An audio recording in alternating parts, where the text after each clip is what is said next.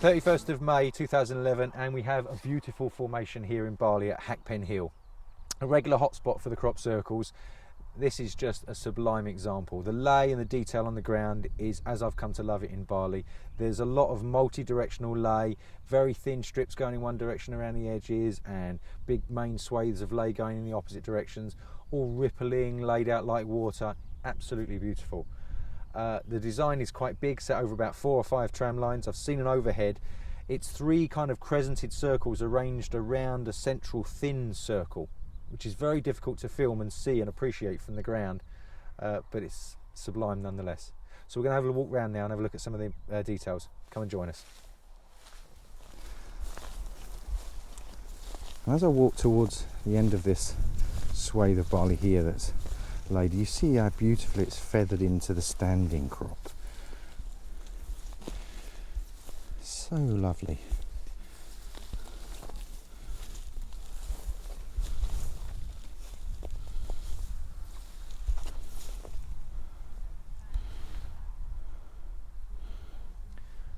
One of the things I've noticed on the ground here at Hackpen Hill is the multi-directional lay. This piece I'm standing on now is sort of an avenue that's jutted between 2 circles that go off in different directions.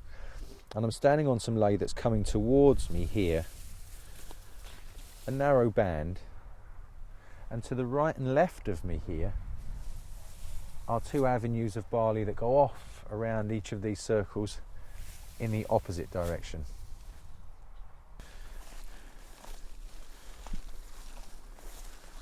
Just meanders to a very narrow path at the end here.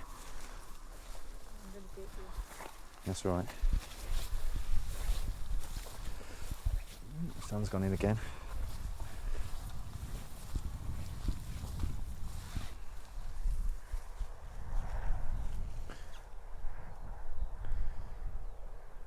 It's got a rhythm to it, this lay, isn't it? You know, the way it stands and waves. So beautiful. It's tufted up against the standing barley there, look, feathered in. Beautiful attention to detail. This is a big formation.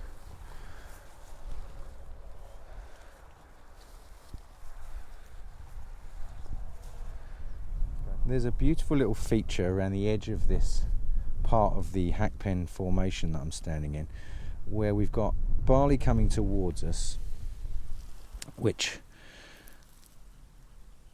is all feathered and they're standing tufts. But around the edge here, there's a very fine line going in the opposite direction. Can you see that? And it goes around here, leaving almost just like one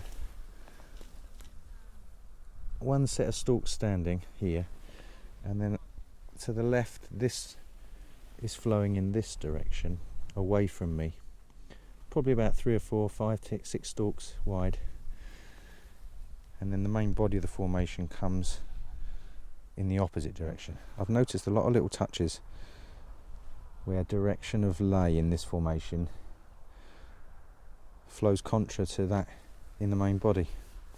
Seen this many times.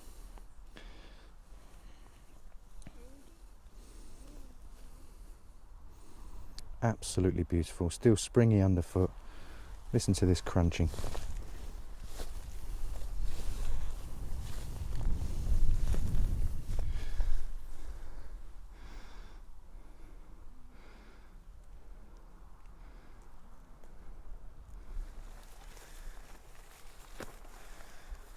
Again, there's a very thin line coming up which delineates this inner circle that you can see from the overhead. About 12 inches, 10 inches, 12 inches wide. I'm coming out onto another pathway now, which goes off to the left. Beautiful standing and flattened barley. You can see where people have walked through.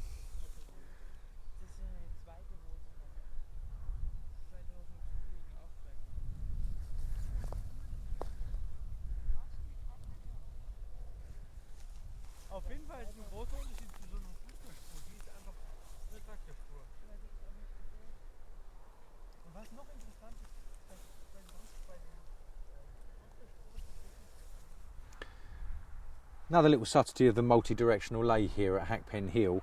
About 10 inches of crop on the edges up against the standing barley is laying off in an anti-clockwise direction, and the main swathe of barley, which meanders off around and gets wider off into the crescent of the main circle there, goes off in a clockwise direction.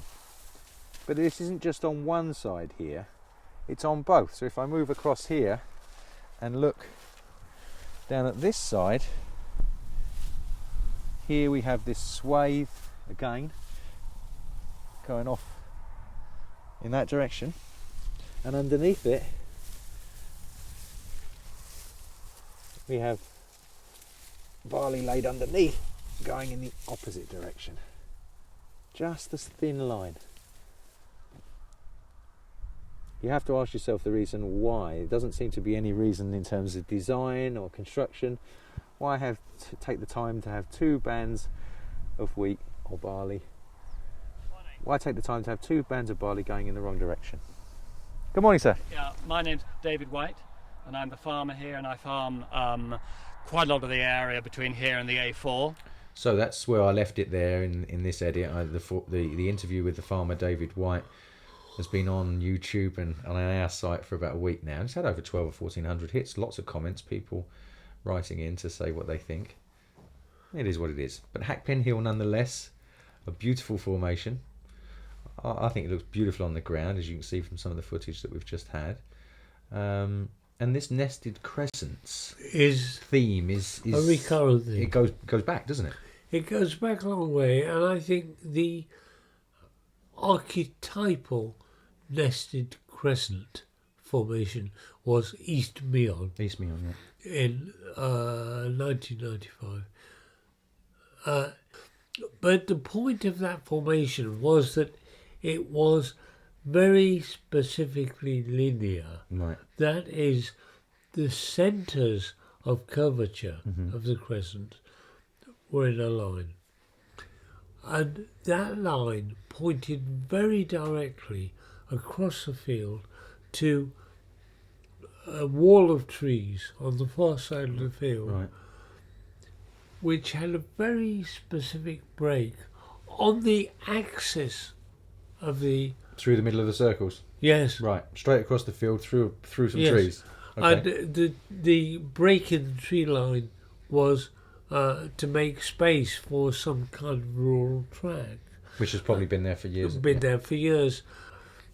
This, I suppose, was at a time when I was starting to understand the artistry, not only of the object in the frame, but its implicit nature.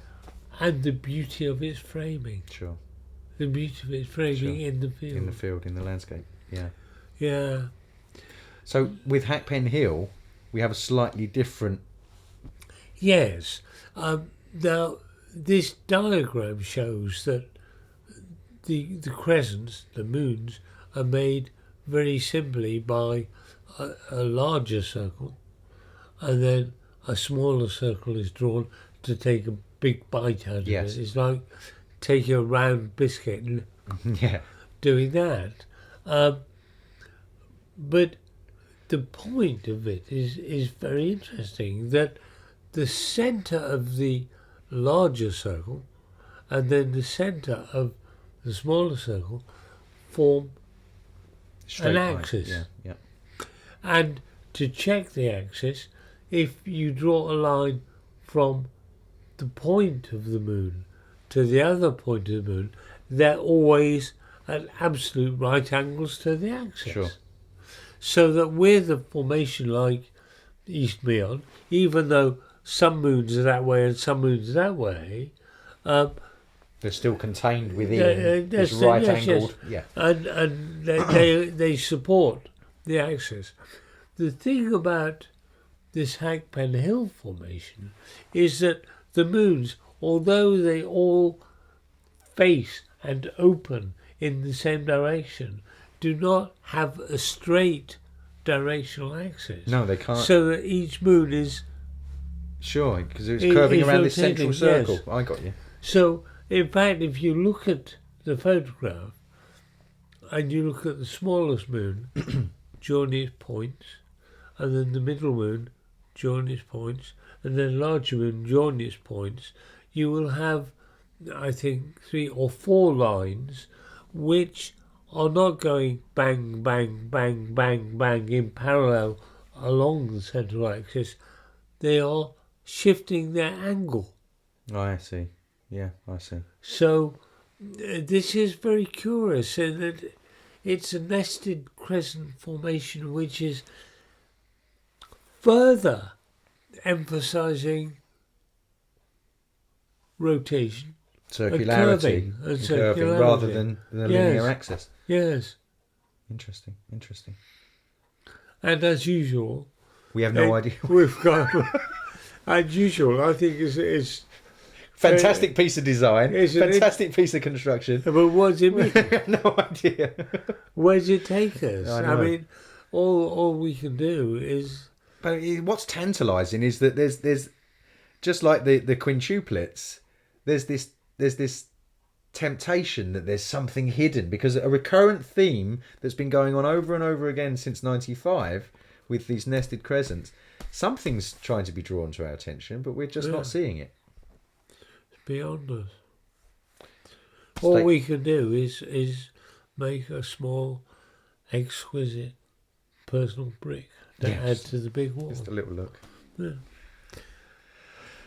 A lovely formation, and we'll keep our eyes open for The next one. for the next one, and we'll be back to you with a report. Yeah. Thanks very much.